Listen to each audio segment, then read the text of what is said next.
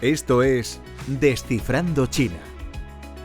Una conversación para intentar comprender la China de hoy. Economía, política, ciencia o historia. Queremos conocer qué está ocurriendo en uno de los países que definen el orden global de este siglo. Este podcast está producido por la Fundación Consejo España-China, la principal institución española de diplomacia pública dedicada a China.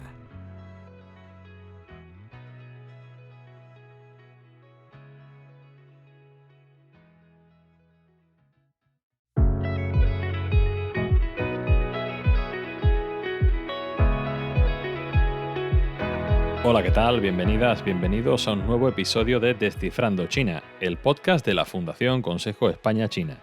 Soy Jesús Gámez. Este año se cumplen 4 décadas de la primera gran inversión española en China. En noviembre de 1984, el Grupo Alsa inauguró una empresa mixta de taxis en la zona económica especial de Shenzhen, que en aquellos momentos era un laboratorio de ideas capitalistas en la época de la Reforma y Apertura. China todavía no había comenzado su gran despegue económico y sus empresas aún tardarían en salir al exterior de manera masiva. No lo harían hasta el cambio de siglo y las inversiones chinas en España no empezarían a ser significativas hasta 2010 aproximadamente. En la Unión Europea se repite que China es al mismo tiempo socio, competidor y rival, y en pocas dimensiones se ve con más claridad esta contradicción que en la de las inversiones económicas. Lo hemos visto recientemente con el desembarco del gigante automovilístico chino Chery en España, en un momento en el que en Bruselas se discuten las consecuencias de la eclosión de China como potencia en el sector del vehículo eléctrico. Es solo un ejemplo, pero en la dirección opuesta también se pide una mayor apertura del mercado chino al capital foráneo y se pone el foco sobre un tablero de juego que estaría inclinado. Hoy en Descifrando China hablaremos de inversiones económicas de China en España y de España en China. ¿Cuál es su historia? ¿Cuáles son los principales actores? ¿Qué oportunidades y qué desafíos se presentan en ambas direcciones? Y lo haremos con Lisa Wang, fundadora de la firma de consultoría Link the World Advisors.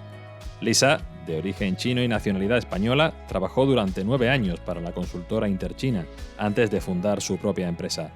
Ha estado implicada en más de 80 proyectos relacionados con la internacionalización y las inversiones. Es miembro del consejo asesor del IE China Center y fue vicepresidenta del China Club Spain, la principal asociación de profesionales chinos que viven en España. En definitiva, lleva casi 2 décadas implicada directamente en inversiones en ambos sentidos. Lisa, muchas gracias por acompañarnos hoy en Descifrando China. Muchas gracias, Jesús. Es un placer estar aquí. Querría comenzar hablando contigo de las inversiones chinas en España, pero antes de centrar un poco el tiro, te lanzaría una pregunta general, porque han pasado más de 20 años desde la formulación de la estrategia China Go Out, mediante la que el gobierno chino instó a las empresas del país a salir hacia afuera e integrarse en las cadenas globales de valor. Este es un mundo muy diferente al de hace 2 décadas, pero ¿cómo evaluarías esta política? ¿Crees que han conseguido las empresas chinas una verdadera presencia mundial? Bueno, muy interesante la pregunta, ¿no? Yo creo que ha sido un acierto esta política y que creo que es un proceso natural de avance, ¿no? de cualquier economía que quiere tener un peso aparte de doméstico a nivel internacional. Desde la apertura de China con Deng a finales de los años 70, el país ha conseguido, ¿no?, importantes logros a nivel económico y ese fortalecimiento gradual, ¿no?, de la economía china junto con ese desarrollo acelerado de la globalización fueron, yo creo, los motivos que impulsaron a esa salida al exterior de las empresas y con el fin de aprovechar, ¿no?, al máximo recursos, mercados internacionales. Y quiero decir también que, bueno, ese proceso de internacionalización de empresas chinas no se ha llevado a cabo invirtiendo en paralelo, pues, en todos los países del mundo. China empezó antes invirtiendo en países más cercanos, más conocidos, como Asia, como Oriente Medio, África, Europa Oriental, incluso Sudamérica, con la intención de conseguir también recursos, ¿no?, aparte de salir posteriormente a buscar tecnologías, mercados, productos. Y ahí es donde Estados Unidos y Europa entran en juego, y por supuesto España. Y, y esa salida al exterior, ¿no? de China, yo creo que sí que ha logrado importantes resultados. Em, Según cifras, ¿no? facilitadas por el Ministerio de Comercio, en 2010 las empresas chinas realizaron inversiones directas en más de 3.000 empresas de casi 130 países. Y eso, pues, comparando con hace solamente 10 años, ¿no? Es un avance importante. Y según la lista de Fortune Global 500, actualizada hace poco, ¿no? En agosto de 2023, perdón, del top 10 de las empresas de esa Fortune Global 500, ya tenemos 3 empresas chinas ocupando la tercera, quinta y sexta posición. Y de ranking de países, ¿no? Que tienen un mayor número de empresas en esa lista, China ya ocupa el segundo lugar, después de Estados Unidos, con 135 compañías más grandes, solo con un número de diferencia, ¿no? Con Estados Unidos, que ocupa el primer lugar. Y yo creo que es evidente, ¿no? que esa exposición internacional, gracias también a la política Go Global o Go Out, ha hecho que esas empresas chinas sean empresas internacionalizadas y gigantes, ¿no?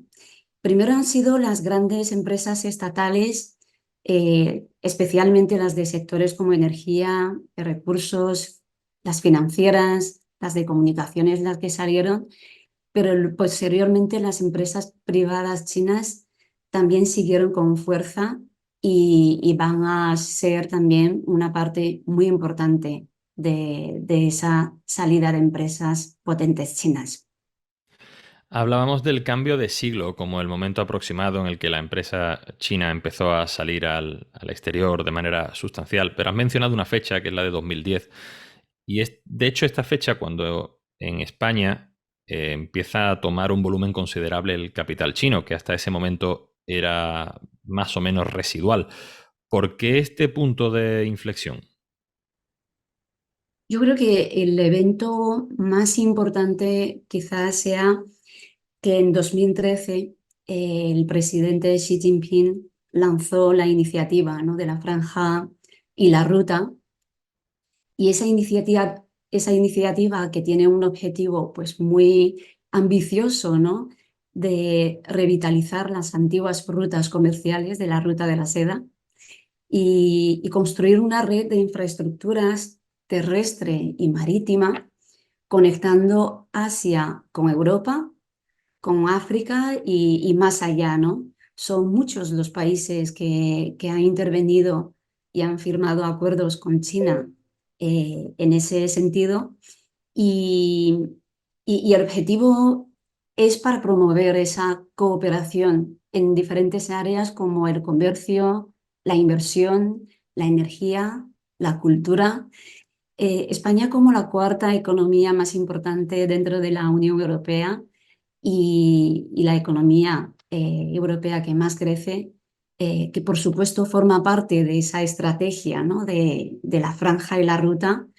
Y además España ha respondido positivamente a la iniciativa y ha reforzado esa cooperación comercial con China.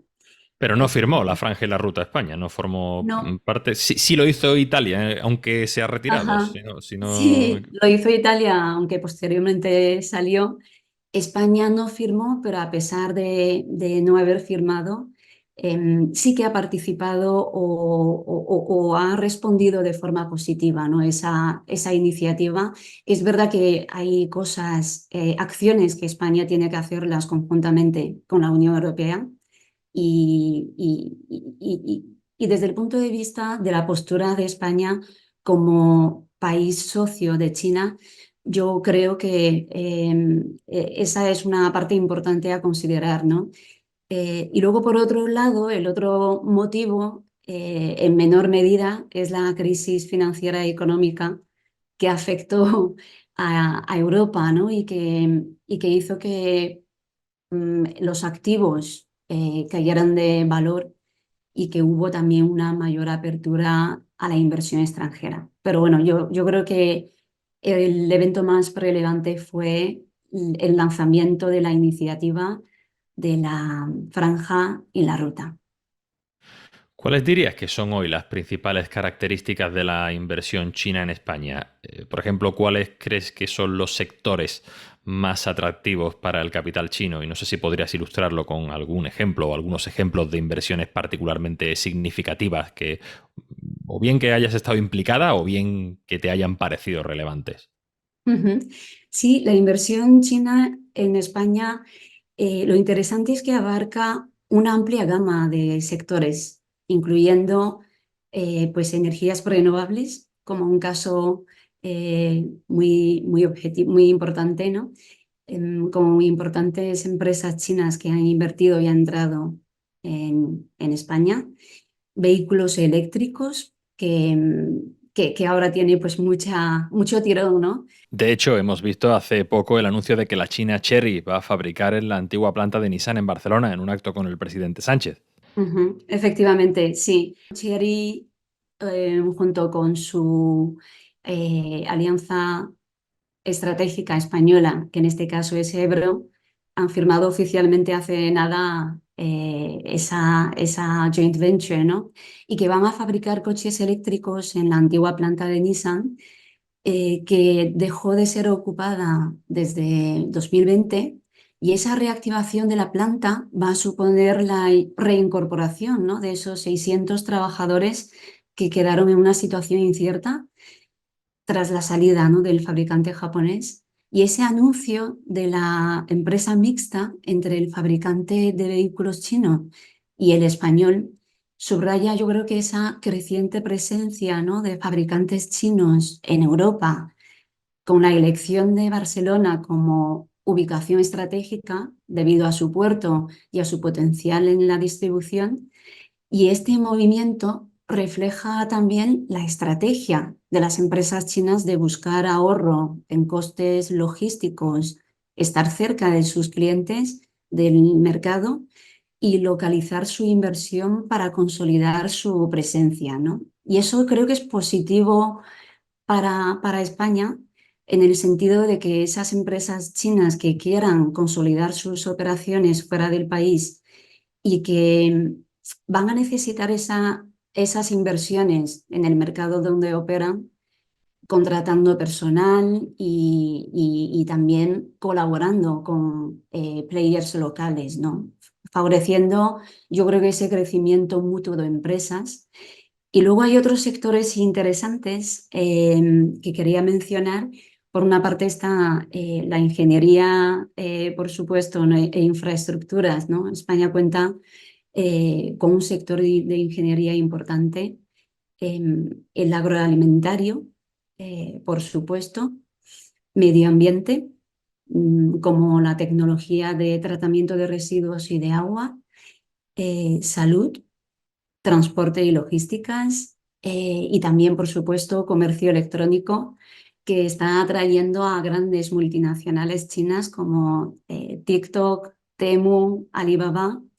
Y creo que es muy interesante todo lo que se está haciendo a nivel de inversión china en España, eh, y la perspectiva que puede haber, ¿no? Hacías mención a una cosa que me ha resultado interesante, que es el hecho de contar con players locales. Yo tengo la sensación de que, no a nivel de España, sino a nivel de Unión Europea, se mira algunas inversiones chinas con cierto recelo, y eso lo hemos visto en cuestiones regulatorias a nivel europeo. Ujú. Pero también tengo la sensación de que si se crean puestos de trabajo locales, es como que la película cambia un poco y que se tiene una actitud más positiva hacia las inversiones foráneas. Y creo que el caso de Chery con la planta de Nissan es un ejemplo ilustrativo de esto. Sí, totalmente. De hecho, yo creo que tenemos otro ejemplo también reciente, que es el caso de Envision, empresa de baterías, que va a construir en Extremadura, ¿no? Una planta, una giga factoría y colaborando también con una empresa local que es Acciona Energía y tienen previsto contratar, ¿no? Una vez que la planta entre en producción a más de 800 trabajadores técnicos y, y creo que, bueno, como China necesita a mercados internacionales y la creciente tensión geopolítica, ¿no? Con Estados Unidos principalmente, pero también parte con la Unión Europea, todo ello va a obligar a que las empresas chinas que quieran consolidar su negocio o su operación en el mercado donde opera, hacer inversiones. Y eso es algo que también el gobierno chino incentiva o recomienda y es lo que esperemos que se vea pues, más casos de ese tipo en el futuro. O sea, además, en España, donde la economía tiene un problema crónico como es el desempleo, supongo que es particularmente atractivo, ¿no? Recibir una inversión foránea extranjera que viene de la mano de creación de puestos de trabajo. Sí, yo creo que es importante ver esa oportunidad de inversión extranjera en general y en este caso China como una oportunidad y no como una invasión o algo así con connotaciones más negativas. Es importante ver esa parte también positiva, ¿no? de la inversión china. Sí, Lisa, te quería preguntar también si es España un buen entorno de inversiones para las empresas chinas. Preparando este capítulo del podcast, uno de los documentos en los que me he apoyado o que he revisado para extraer información es un informe que elaboró el año pasado la consultora KPMG sobre FDI, sobre Foreign Direct Investment China en España, en el que se encuestaba a unos 80 empresarios chinos en nuestro país y una amplia mayoría destacaba, de hecho, un panorama regulatorio estable y unas perspectivas económicas positivas, que es algo que contrasta a veces con los titulares que leemos en prensa económica. ¿Crees que es así? ¿Crees que las empresas chinas que vienen a España se encuentran un panorama, digamos, amable? Ujú, yo creo que totalmente.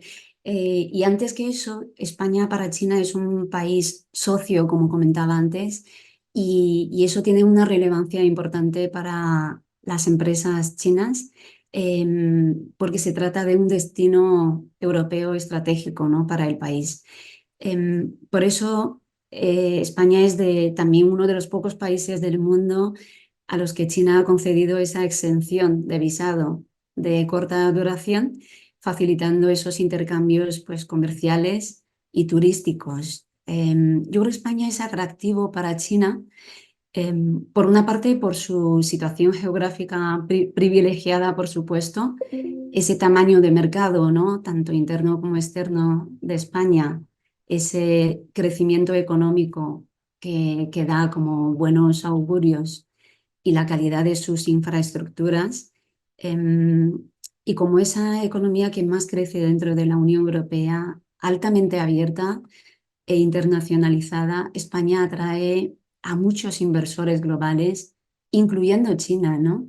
En el caso de China, el sector de energías renovables de España es muy apreciado, ¿no? Por su entorno natural único, con recursos de luz solar y eólico, y también esas políticas favorables y una legislación estable que ofrecen, yo creo que importantes garantías para la inversión. Muchas veces se ha hablado del atractivo de España para la inversión extranjera en general, en tanto que puerta de entrada o palanca hacia el mercado latinoamericano. ¿Qué crees que hay de mito y de realidad en esto? ¿Necesitan las empresas chinas a España para acceder al mercado de Latinoamérica? Bueno, yo creo que España puede ofrecer ventajas importantes como plataforma para acceder, ¿no?, al mercado latinoamericano por su historia, por su relación desde el punto de vista de afinidad de idioma, cultural, la experiencia de empresas españolas y conocimiento de ese mercado latinoamericano, la presencia financiera. Dicho esto, es verdad que en los casos en los que España tiene esa posición consolidada, ¿no?, y una relación de confianza con ciertos mercados latinoamericanos, allí sí que veo sinergias para que empresas chinas que trabajen también con empresas españolas puedan ir conjuntamente de la mano en terceros mercados como el latinoamericano, ¿no? Porque China valora mucho la confianza, valora el know-how de mercado. Dicho esto, es cierto que dependiendo de la estrategia de expansión hacia América Latina y también los objetivos específicos y necesidades de empresas chinas, la aportación de valor adicional de España puede tener sentido o no. También puede haber empresas chinas que vayan directamente. Pero bueno, yo creo que ahí puede haber pues tanto casos en los que España sí puede aportar ese valor como casos en los que China pueda ir directamente sin tener que pasar por España. Y antes de concluir este primer bloque, una última pregunta. ¿Cómo crees que pueden afectar las tensiones geopolíticas globales a la recepción de inversión extranjera a China? ¿Crees que España y Europa se pueden asustar, entre comillas, o prevés un futuro a corto o medio plazo en el que el capital chino seguirá fluyendo hacia nuestro país? Sí, bueno, yo creo que la tensión geopolítica va a estar ahí, se va a quedar por un tiempo.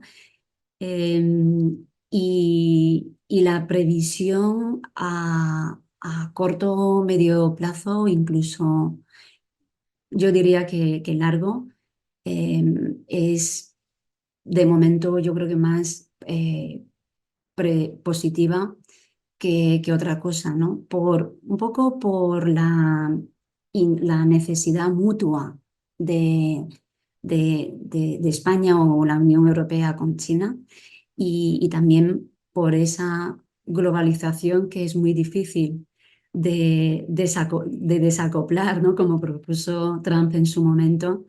Y creo que la previsión es favorable. Tenemos todavía un pipeline, ¿no?, de empresas chinas con interés en España y en la Unión Europea, y la relación de enfriamiento o de tensión con Estados Unidos también favorece a la Unión Europea como destino de inversión en esa economía más desarrollada, ¿no?, y con mayor posibilidad de atraer a inversiones chinas.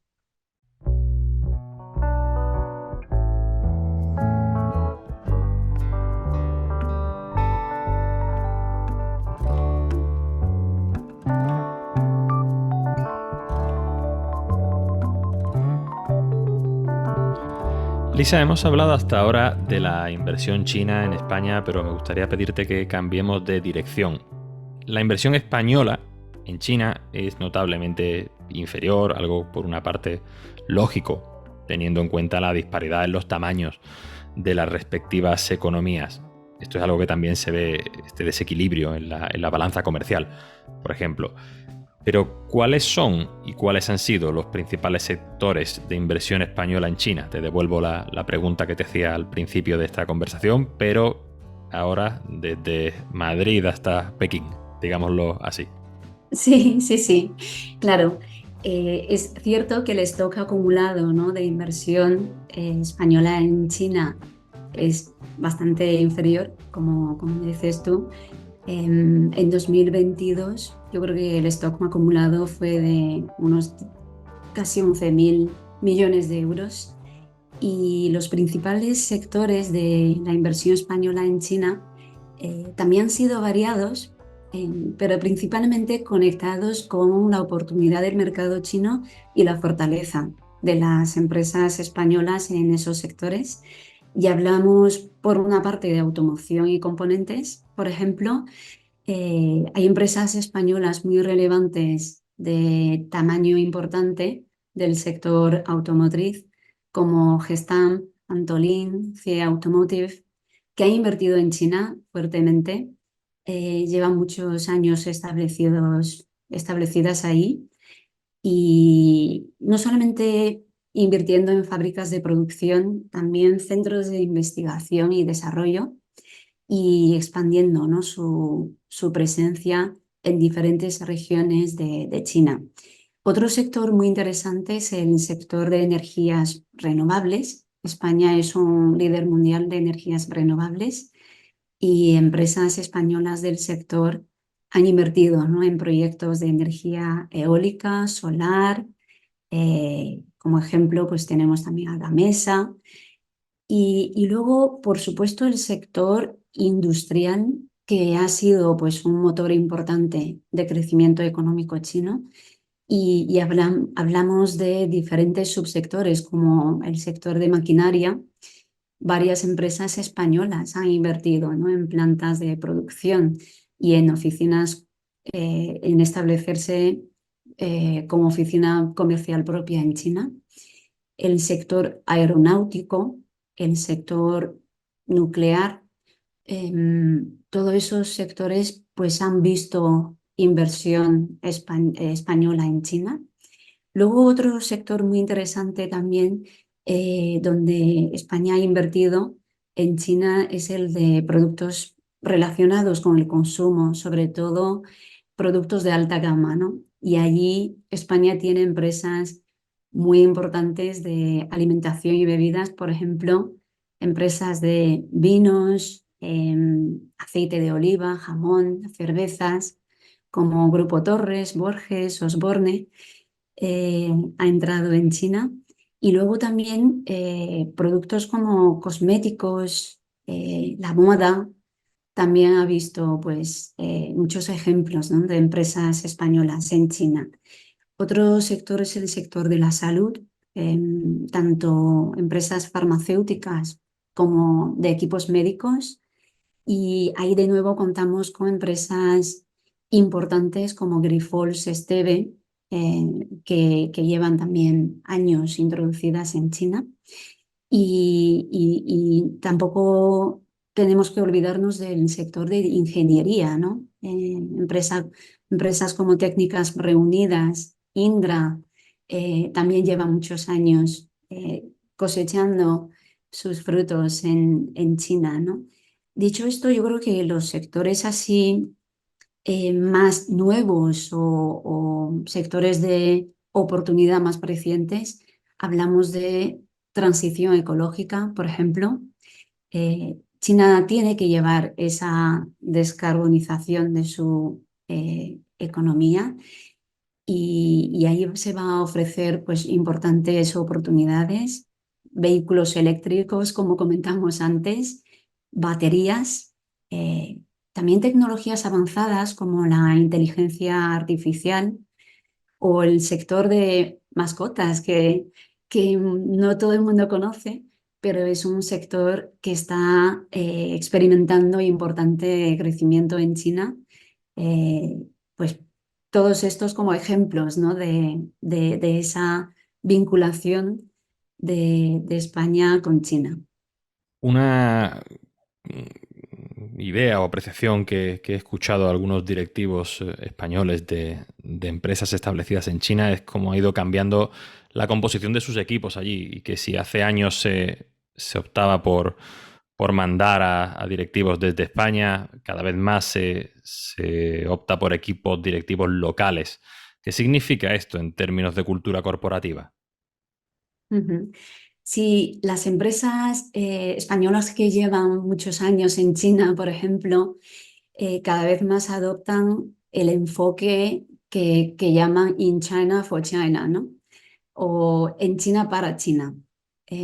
Esa localización de estar cerca del mercado, de estar cerca del cliente, o incluso de localizar su talento directivo, yo creo que eso es una fortaleza en el sentido de que cuando una empresa española va a un mercado tan desconocido como es el chino, se encuentra con retos importantes, ¿no? Como barreras de idioma, cultura, diferentes formas de gestión. Hay empresas que se adaptan y otras que se integran, volviéndose pues locales, ¿no? Y más flexibles. En términos de la cultura corporativa, yo creo que podemos ver esa ventaja competitiva de contar con un equipo directivo chino, de obtener una mejor comprensión local de mercado, de su cultura empresarial, de sus prácticas comerciales, y eso permite a las empresas españolas adaptarse más rápidamente, ¿no? Y luego otra ventaja es el construir relaciones sólidas con socios y clientes locales, teniendo un equipo local, ¿no? Por otro lado está también la toma de decisiones más flexible y más ágil. Los equipos directivos locales son los que mejor pueden identificar esas oportunidades o desafíos específicos del mercado chino, y eso puede llevar a una toma de decisión más rápida, ¿no? Y más adaptativa en un entorno cada vez más cambiante, siempre y cuando que la matriz española le otorgue ese poder de decisión, ¿no? a China, que es el caso de varias empresas como Osborne, como el Grupo Meliá. Y luego la otra ventaja es que las empresas españolas con un equipo directivo chino van a estar más preparadas para competir también con empresas locales chinas que se vuelven cada vez más fuertes, y también competir con players internacionales altamente localizados, ¿no? Em, yo creo que esas son las ventajas que se me ocurren que pueden, pues, ser importantes para empresas españolas, esa localización, ¿no? En China. Hablabas de temas culturales, pero también siempre se habla de que el mercado chino es complicado desde el punto de vista regulatorio. De hecho, desde España y desde la Unión Europea en general, se viene manteniendo en los últimos años que no es un terreno de juego nivelado, digamos, en tanto que el mercado chino aún tiene demasiadas barreras de entrada en relación con las que la Unión Europea pone a las empresas chinas que vienen hacia aquí. En este sentido, ¿cuáles crees que son las principales precauciones o los principales aspectos a considerar por parte de una empresa española que quiera entrar en China o que quiera ampliar su presencia allí? Ujú. Sí, como una economía que ha crecido rápidamente en las últimas 4 décadas, y, y una economía que está todavía, digamos, lejos de terminar de completar, ¿no? Esa andadura de transformación económica. eh, por supuesto, pues China tiene sus debilidades y fortalezas. El mercado chino es muy, muy grande, ¿no? Eh, Geográficamente hablando, incluso tiene la extensión más grande que Europa, y presenta importantes diferencias en sus distintas regiones. Además de esa, la presencia de competencia internacional y nacional, y esa creciente sofisticación, ¿no? de consumidores chinos, hacen que sea un mercado más complejo. El desconocimiento del mercado y de la normativa legal son dos barreras importantes, ¿no? para las empresas españolas, y así lo han indicado. Y por ello entender bien el mercado, sus regulaciones, su cultura, su potencial real que presenta para la empresa española, son imprescindibles, ¿no? para valorar si una empresa española está preparada o no para entrar en China, porque lo cierto es que China requiere de recursos financieros importantes, recursos humanos y de tiempo, Y esa curva de aprendizaje en un mercado complejo como es el chino puede ser más larga, ¿no? Con respecto a otros mercados donde la inversión española tiene presencia. Y también es importante que se adopte pues ese compromiso a medio largo plazo, evitando la expectativa, ¿no? de un retorno a corto plazo.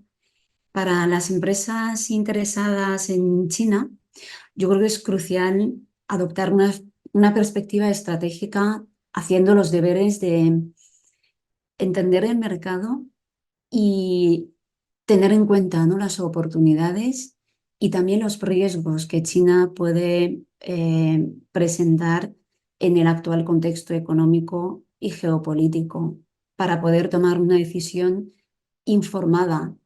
Por ello es importante, ¿no? realizar, como decía yo, hacer deberes antes de entrar en el mercado, realizar estudio de mercado o estudio de viabilidad de su proyecto chino para evaluar pues tanto aspectos de cuáles son los modelos de inversión disponibles, qué implicaciones legales o financieras pueden haber, em, cuáles son esas consideraciones de recursos humanos que son muy importantes para el proyecto chino y ese análisis de costos, ¿no? Antes de entrar. Yo creo que es importante tomar esa decisión informada para cualquier empresa interesada en un mercado grande pero complejo como es el chino. Querría pedirte que nos detuviéramos en el caso de las empresas de consumo. Has citado ejemplos como el sector de la alimentación, con Osborne o Torres, o el sector de los cosméticos, sector de la moda.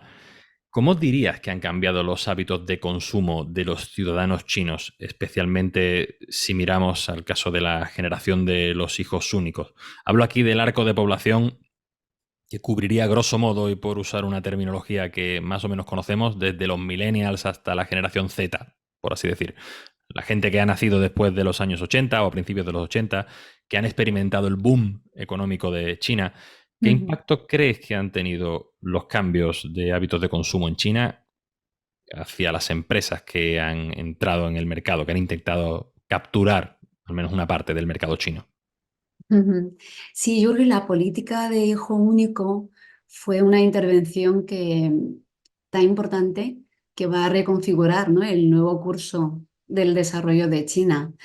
La nueva generación de consumidores chinos nacida a partir de esa época que mencionabas, son consumidores que están expuestos a ideas y pensamientos occidentales, que tienen una visión nueva del futuro.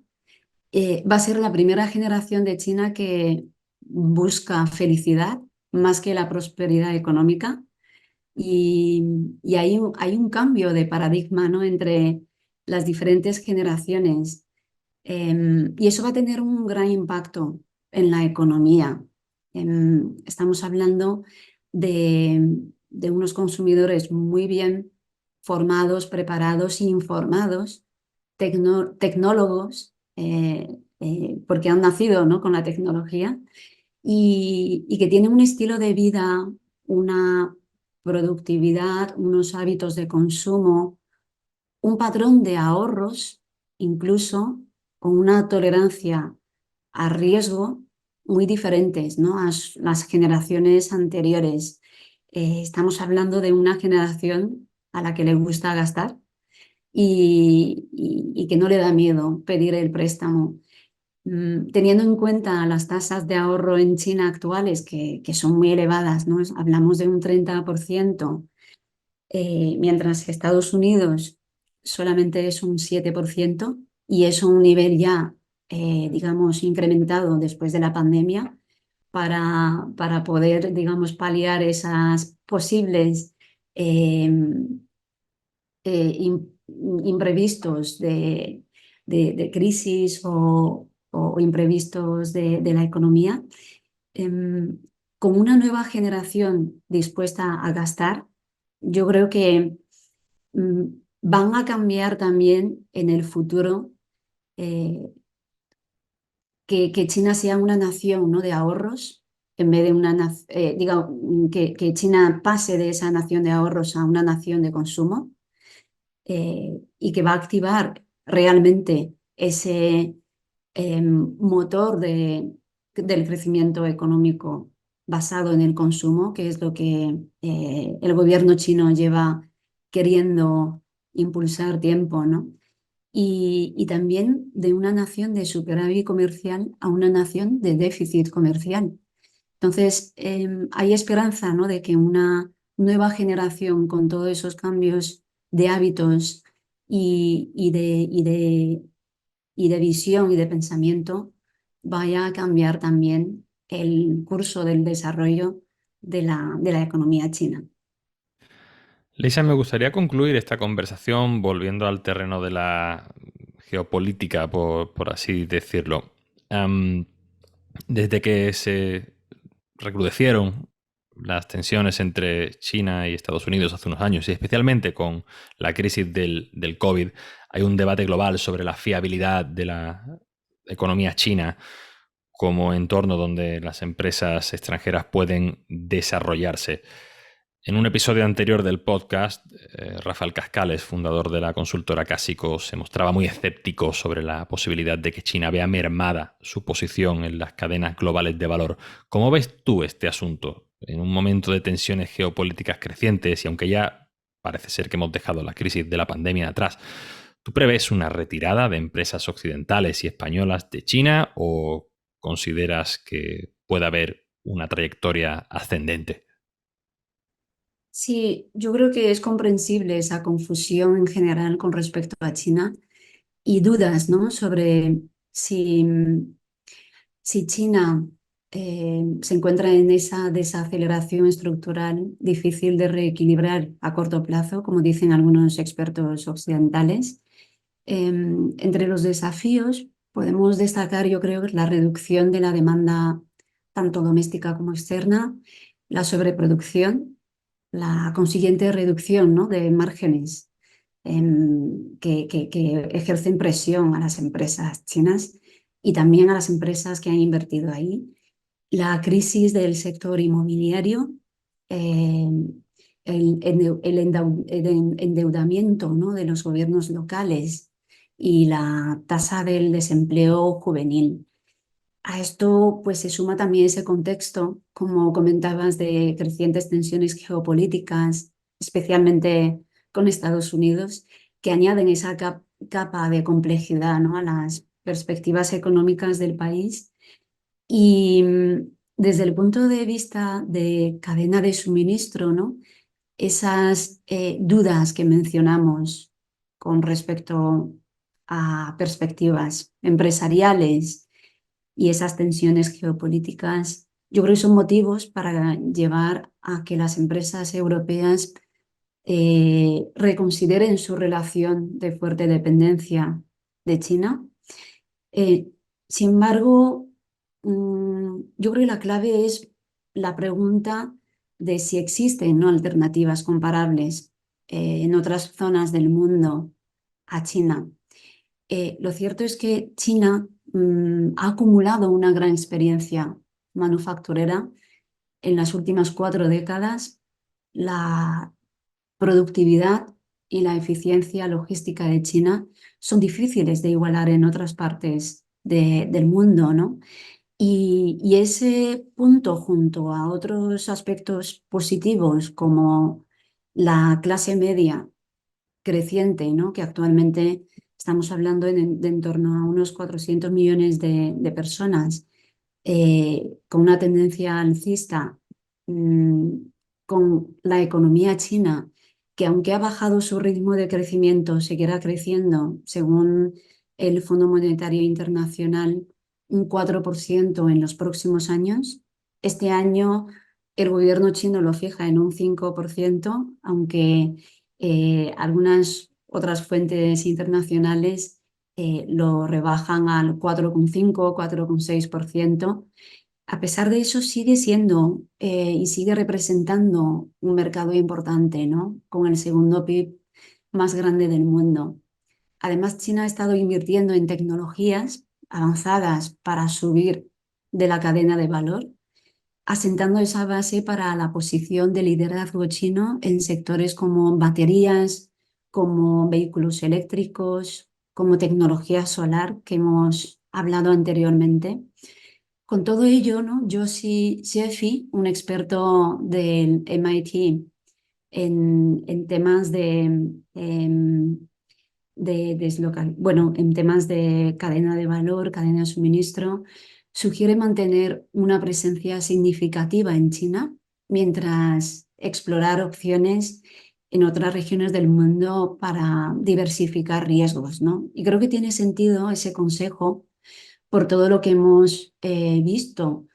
Además, las empresas españolas y extranjeras en general están invirtiendo en el I+D en China, ¿no?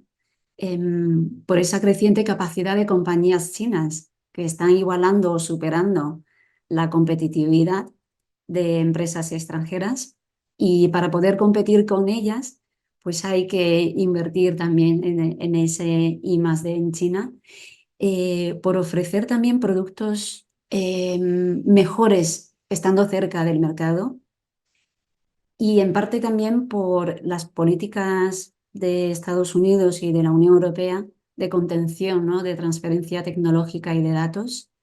Invirtiendo el I+D en China puede evitar esa disrupción en cadenas de suministro y riesgo regulatorio, y también por la política del gobierno chino de promover esa innovación. Y con todo ello, yo creo que es posible que a corto plazo pues haya un pequeño parón, o con empresas que tienen que digerir pues todos esos cambios, pero es el momento ya de acción, de reconocer que es una nueva normalidad, ¿no? Esa tensión geopolítica, y que China como mercado sigue allí, China como fuente de suministro sigue allí. El mundo no se puede desacoplar después de todo ese proceso de globalización. Pues tiene sentido que siga habiendo una mayor colaboración internacional en vez de cada bloque de aliados ir con lo suyo.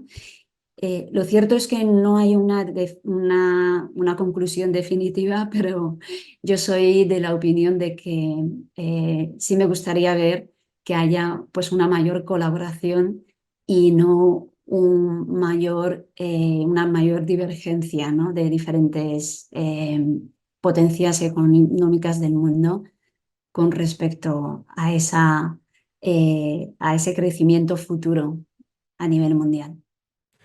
Lisa Wang es fundadora de la firma de consultoría Link the World Advisors. Lisa, muchas gracias por acompañarnos hoy en Descifrando China. Muchísimas gracias por la oportunidad, y enhorabuena también a la Fundación Consejo España-China por toda la labor que realizáis de acercar la realidad china a España. Muchas gracias a ti. Hasta luego, Jesús. Puedes seguir la actividad de la Fundación Consejo España-China en www.spain-china-foundation.org, suscribiéndote a nuestra newsletter o a través de nuestros perfiles en Twitter, LinkedIn, Facebook e Instagram, y nuestro canal en YouTube.